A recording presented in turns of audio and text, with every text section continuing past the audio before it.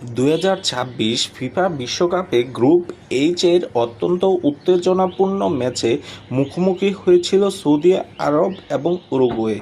যুক্তরাষ্ট্রের মায়ামি স্টেডিয়ামে অনুষ্ঠিত এই হাই ভোল্টেজ ম্যাচটি 1-1 গোলে ড্র হয়েছে। ম্যাচের শুরু থেকেই দুই পরাশক্তি আক্রমণাত্মক ফুটবল খেলতে শুরু করে। লাতিন আমেরিকার অন্যতম সেরা দল উরুগুয়েকে শুরু থেকে বেশ চাপে রেখেছিল সৌদি আরব। ম্যাচের শুরুর দিকে উরুগুয়ে বেশ কিছু আক্রমণ চালালেও সৌদির গোলরক্ষক মোহাম্মদ আল ওয়াইজ দারুণ কিছু সেভ করে দলকে রক্ষা করেন। এরপর ম্যাচের নিয়ন্ত্রণ ধীরে ধীরে সৌদির হাতে চলে যায়। 40তম মিনিটে একটা কর্নার কিকে উরুগুয়ের গোলরক্ষক ফার্নান্দো মুসেলেরা বল সঠিকভাবে ক্লিয়ার করতে না পারলে রিবাউন্ড থেকে ডি বক্সের ভেতরে দারুণ দক্ষতায় গোল করেন সৌদির ডিফেন্ডার আবদুল্লাহ আল আমেরি। এই গোলের সুবাদে 1-0 ব্যবধানে এগিয়ে থেকে প্রথমার্ধ শেষ করে মাঠ ছাড়ে সৌদি আরব।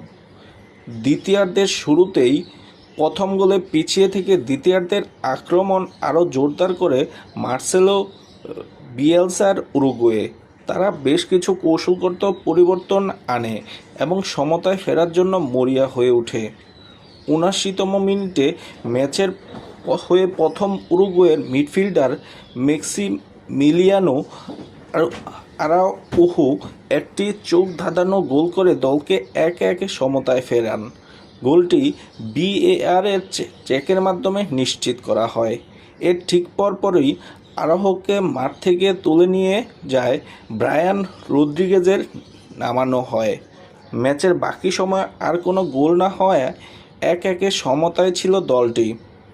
ম্যাচের মূল পরিসংখ্যান এবং হাইলাইটস দেখলে আমরা বুঝতে পারবো, প্রথম গোলটি হয় 40তম মিনিটে আবদুল্লাহ আল আমেরি। সমতাসূচক গোলটি করেন উরুগুয়ের হয়ে মেক্সিমিলিয়ানো আরাউহো ৭৯ মিনিট সময়ে। হলুদ কার্ড পেয়েছেন গোলদাতা আবদুল্লাহ আল আমেরি। প্রথমার্ধের 43 মিনিট সময়ে একটি হলুদ কার্ড পান।